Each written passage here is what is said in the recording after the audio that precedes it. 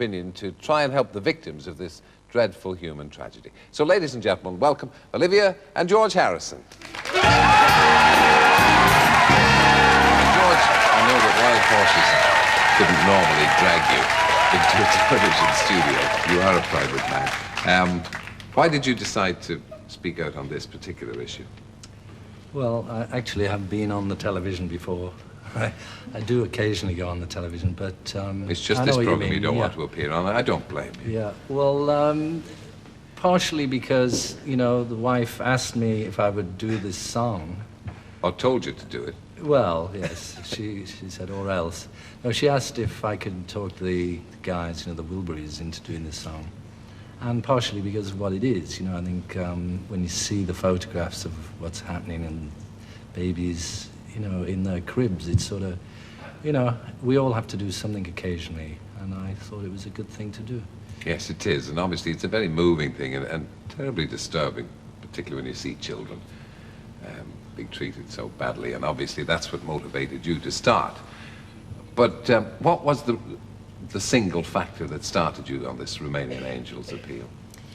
I think it was a photograph in a newspaper, but it was sort of a gradual assault on my conscience. Yeah. It was slowly wearing away at me, and I decided that perhaps we should try to contribute some money, and I began to write charities and try to see what we could do, who was doing what, and in the end found myself responsible for lots of money and felt that that I should go down and just see what we could do and what would be the most effective thing to do, since Elton and Linda and Barbara and Ringo and Paul and Yoko had donated with us.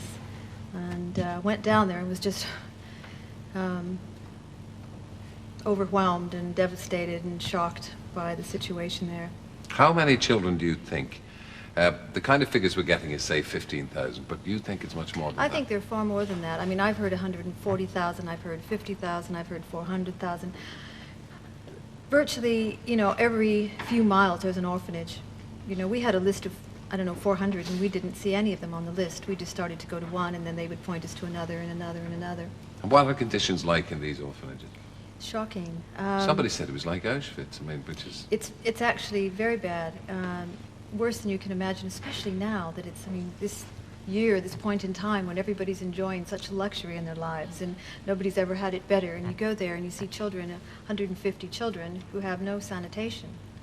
And I mean, on a practical level, that's what we're trying to do, is just make their lives more tolerable. It eases my frustration because I basically, I mean, they need to be taken out of the orphanages, I think. Every child needs a family and some love and nurturing. Let's establish how the children, why should there be so many children in Romanian orphanages for a start?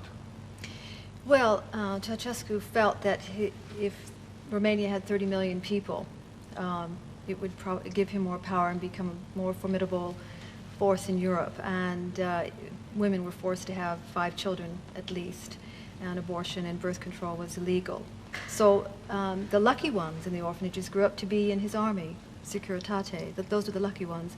They were known as his children, or he used to call them his children. That's right. And they were turned over to the state. They were like, I mean, I saw a trolley of babies, you know, like loaves of bread.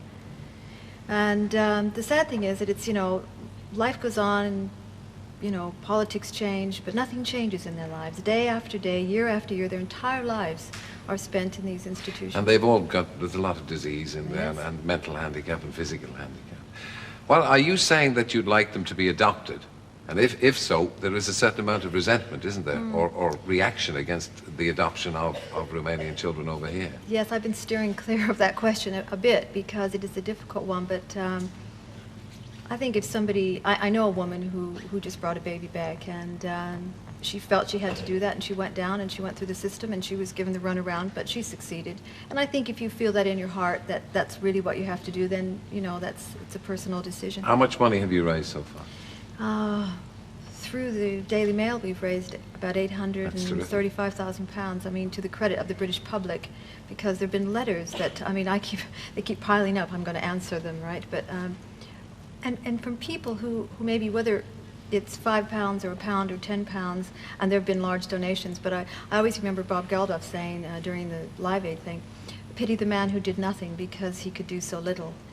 And really the British public, haven't been shy in donating £1 or £5, and that's what's done it. Let's have a look. We have the address that you can send your donation to, the Romanian Angel Appeal, 32 Galena Road, that is, London W6OLT. And no matter how big or small, That's you'll be absolutely. delighted with the donation. Now, your donation, in a sense, George, has been the record. How did you first come abreast of what was happening? Obviously, you read it in the papers, but Olivia called you, didn't she? Well, I was in Los Angeles at the time, so I didn't really know about it till she told me by telephone. Then, to my amazement, she suddenly said, I'm going to Bucharest tomorrow. I had a call from Bucharest, and then when she returned and brought back a lot of photographs and stuff, but she called me and said, it would be a nice idea if you would do a song. Maybe we could put a single out, help raise a bit more money.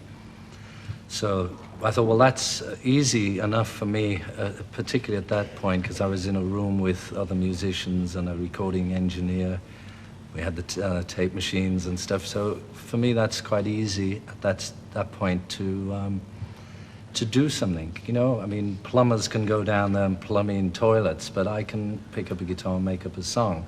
Yeah. As it happened, the other guys that I was working with, they said, well, okay, we don't mind doing it. When I explained it to them, what song should we do? And that was the most difficult thing. And luckily, I remembered this old song that, it's an old American song that Lonnie Donegan did in the 50s called Nobody's Child, which we just heard a little. And that seemed apt. Did you know the words of that? I mean, did you recall Lonnie Well, Donegan? I just remember the chorus, so I called Joe, Joe Brown, who I thought he's bound to know it. He's the fount of all wisdom in country music. Yeah. So he happened to give me the lyrics to the first verse. So I asked him, call me back, give me the second verse. In the meantime, we went in the studio, put down the track, and I was waiting for the phone call with the second verse, so never came through. I realized it was already 5 a.m. in London, so I thought, well, I'll just make up the lyrics to the second half, because I thought at that point it was a traditional song anyway, which it wasn't. It turned out to be written by two guys. So that was the problem. Then we had to chase up the publishers and ask them if they minded us writing the words to the second half of the song. And we just did it. We did it. We sang, we decided, well, Tom Petty can sing the first two lines, I'll sing the next two. Jeff Lynne sing the next two.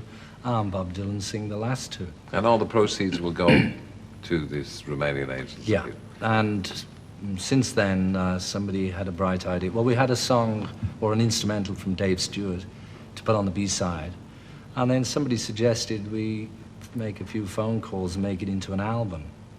There's a fellow who manages a couple of people in the States who does Dylan's tours. It's his suggestion, so within a couple of hours, we had Agidi Brickell and a guy called Rick Ocasek from a band called The Cars. They volunteered a track, and so I got on the phone, and we have Eric Clapton and Elton John, as Elton said the other night, plus Stevie Wonder, Mike and the Mechanics. It's a wonderful lineup. All kinds of Guns N' Roses. Yeah.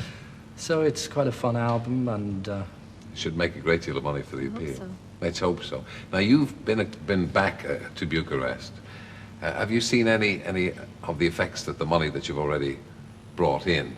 Have you seen any good being done with it? Just the beginning, this last trip I took during the earthquake, I went down to visit the two orphanages we started, and it was very. I'm very emotional about the whole thing, but to walk in there and see then little sinks with mirrors. Don't forget these children who have never seen themselves in a mirror.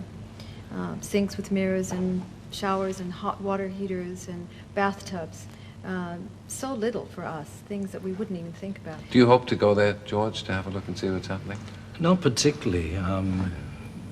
I'm not saying that I won't go there, but it's not part of my idea, to go down and join in with the plumbers and the electricians. But, I mean, in that respect, I can do more in this way to help get the money for the people who actually know what they're doing. Well, let's hope. You're hopeful.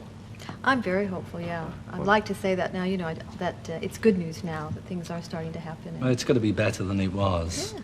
And it's just a matter of time to get round all these places and give them all wash basins and toilets. He was going to be an electrician, you know. Yeah. Or a plumber. Or a plumber, yeah. What did you eventually become? I don't know, really.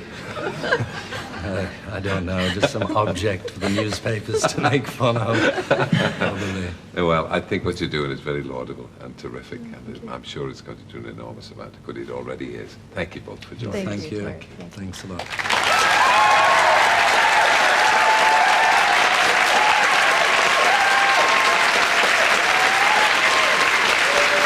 Thank you to George and Olivia Harrison. Now, 5 years ago, in this very place, a young family group hit